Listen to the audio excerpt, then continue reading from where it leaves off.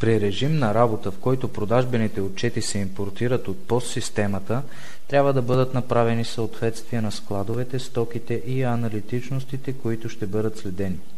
Тук ще покажем как се дефинират съответствия на стоки.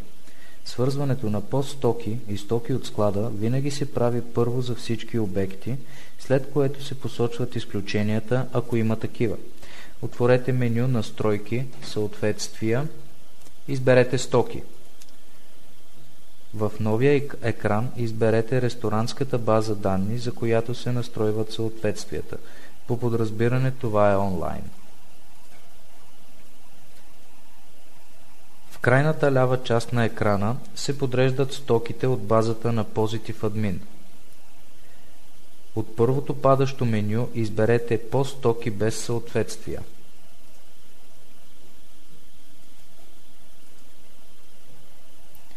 В крайната дясна част на екрана са изброени продуктите и изделията от базата на Clock Effect, които са създадени за директна продажба. От първото падащо меню изберете само стоки без съответствия. В средата на екрана се подреждат създадените съответствия.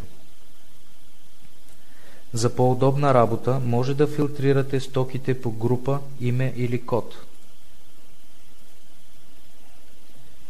Маркирайте първия артикул от POS-стоките, задръжте клавиш Shift и маркирайте последния артикул, за да се изберат всички артикули. Натиснете бутон Намери съответствие за POS-стоките. Всички стоки с абсолютно идентични имена ще се обвържат автоматично. При тази операция всеки символ в името на артикулите от двете програми има значение. За да се гарантира точното съвпадение, добра практика е при създаването на стоки имената им да се копират от едната програма в другата. Стоките, за които не е намерено съответствие, се свързват ръчно.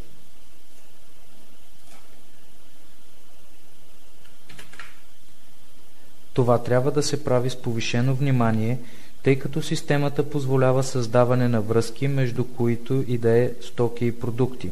Следвайте процедурата.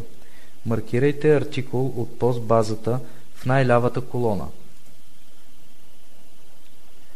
Маркирайте съответстващия продукт или изделие от складовата програма в най-дясната колона.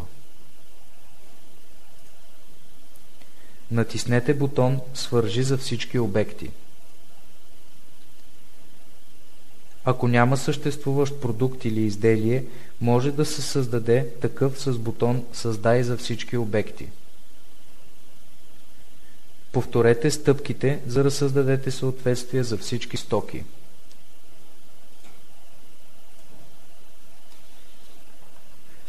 За да посочите изключение за някой обект, маркирайте съответствие, натиснете бутон Свържи за всички обекти, свържи за избрани обекти.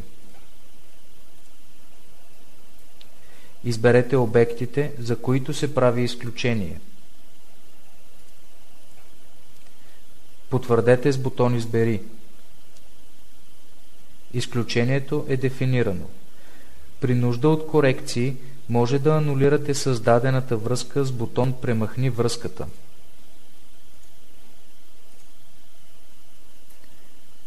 Корекцията на създадени съответствия не се отразява върху вече импортирани продажбени отчети. За да бъдат взети предвид промените в съответствията, отчетите трябва да бъдат анулирани и изтрити и да се импортират отново. Това се отнася както за складовете, така и за стоките и аналитичните нива. Така съответствията на стоките са създадени.